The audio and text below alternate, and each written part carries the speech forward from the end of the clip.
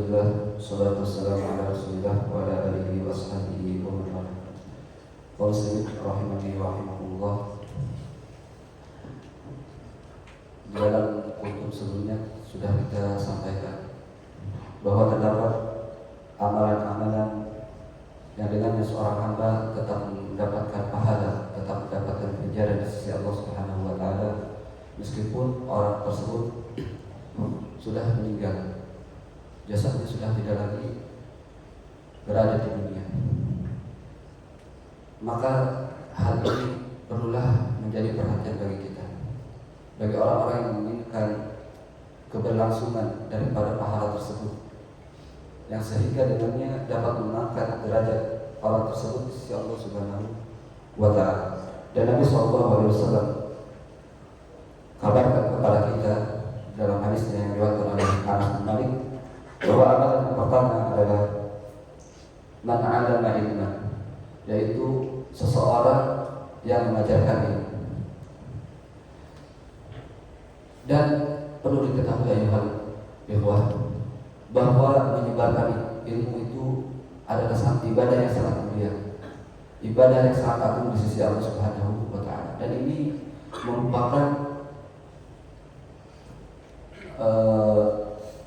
merupakan sesuatu yang diajarkan oleh para anbiya, yang senantiasa didakwahkan oleh para anbiya. Oleh karena Nabi SAW bersabda dalam sebuah hadisnya bahwa sesungguhnya ulama itu adalah pewaris para nabi. Wal anbiya la yuwarithu dinaran wa dirhaman. Dan nabi-nabi, utusan-utusan Allah, rasul-rasul Allah itu tidak mewariskan yang namanya dinar ataupun dirham. Artinya tidak mewariskan harta benda. Akan tetapi kata Nabi SAW, yang diwariskan oleh para anbiya, oleh para rasul adalah ilmu.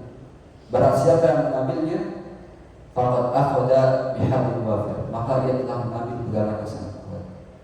Dan tentunya ikhwatul iman a'azzallahu, ilmu yang harus kita sampaikan, yang harus kita ajarkan kepada manusia adalah di atas timbangan Al-Quran dan Sunnah Nabi SAW.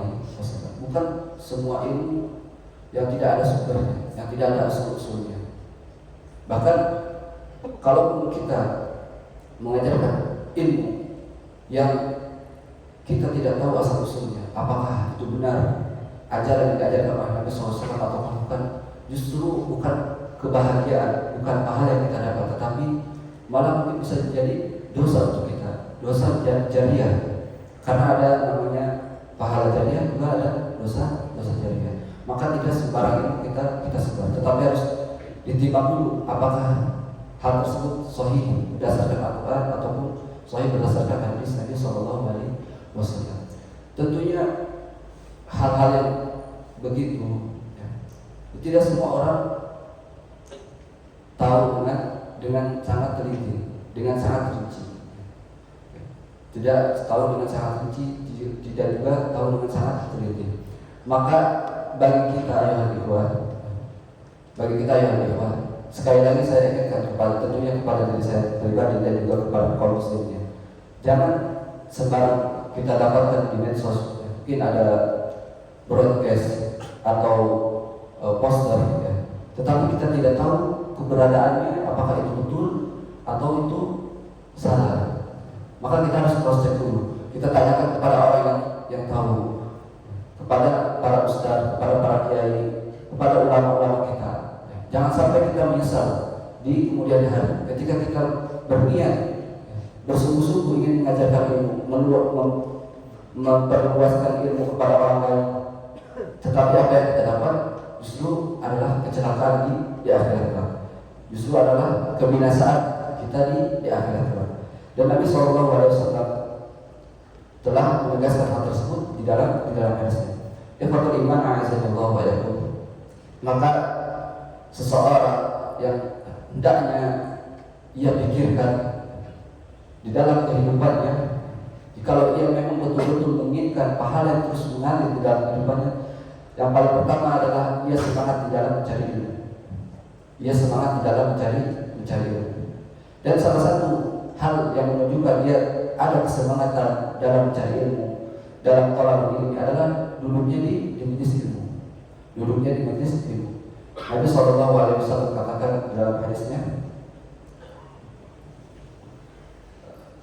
la jatama'a qaumun fi baitin min buyutillah. Tidaklah seorang hamba duduk atau suatu kaum duduk di rumah atau di masjid yang merupakan rumah Allah Subhanahu wa taala kecuali akan turun kepadanya yang pertama adalah ketenangan. Illa nazalat alaihi sakinah. Pasti akan tenang ketika ia berada di majelis tersebut. Yang kedua adalah ia senantiasa diikuti oleh para malaikat.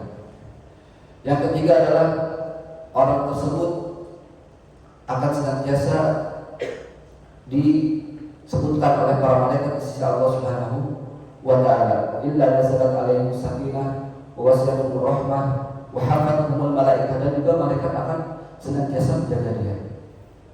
Lalu kaum muslimin ayuhal ikhwah rahimani wa rahimakumullah, Imam Ibnu Jauzi mengatakan kepada kita, dan beliau merupakan seorang ulama terdahulu ya.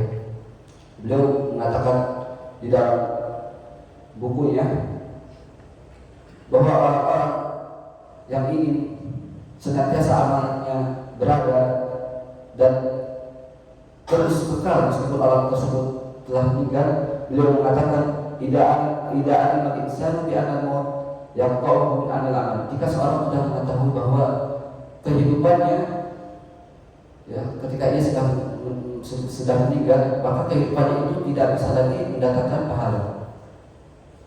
Alima fi hayatihi ma yarum lahu ajruhu ba'da mautih.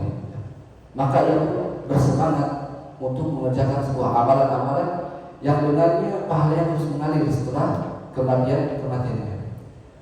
Lalu beliau mengatakan ka'an shadqa kitab al-fi'l. Salah satu hal atau amalan yang bisa dilakukan oleh seorang hamba adalah dengan banyak menulis kitab. Fa'inna tasnif al-'alim wa lahu mukhabat. Karena buku yang dia tulis, karangan yang dia tulis itu seperti anaknya yang kekal. Artinya terus menerus selama orang memanfaatkan dari ilmu yang telah dia ambil. Tapi kenyataannya kaum muslimin tidak semua orang bisa menulis buku. Tidak semua orang bisa menulis buku. Tetapi ada cara bagi kita yang mungkin di tengah kesibukan kita tidak bisa ta'rif kitab. Ya, alhamdulillah di sini disebarkan broadcast, poster dakwah itu bisa kita sebarkan di status WhatsApp kita. Ketika seseorang mengambil faedah dari situ, mengambil faedah mungkin 1-2 faedah atau mengingatkan seseorang dari kelalaian menuju zikir kepada Allah Subhanahu wa taala, itu sudah cukup bagi kita mendapatkan pahala di sisi Allah Subhanahu wa taala. Sebagaimana diriwayatkan oleh Nabi sallallahu alaihi wasallam dari sahabat Ali, kata Nabi sallallahu alaihi wasallam, engkau memberikan hidayah, menunjukkan hidayah kepada seseorang dengan perantara, kata Nabi sallallahu alaihi wasallam, itu lebih baik daripada unta merah. Kita tahu unta merah di dalam Nabi sallallahu alaihi wasallam adalah kendaraan yang sangat mewah. Dan ketika kita dapat memberikan hidayah kepada orang lain, tentunya setelah Allah Subhanahu wa taala melalui perantara kita, maka itu sangat besar pahalanya di sisi Allah Subhanahu wa taala. Oleh karena itu saya ingatkan kepada diri saya pribadi dan juga untuk kaum muslimin agar senantiasa terus dan semangat di dalam menyebarkan ilmu. Sekali lagi, ilmu itu harus berada di timbangannya dalam timbangan sunnah Nabi SAW ataupun dalam Al-Quran ayat-ayat Allah Subhanahu wa taala. Mungkin ini yang bisa saya sampaikan, semoga sedikit ini dapat bermanfaat dan menjadi timbangan berat di sisi Allah Subhanahu wa taala. Assalamualaikum warahmatullahi wabarakatuh.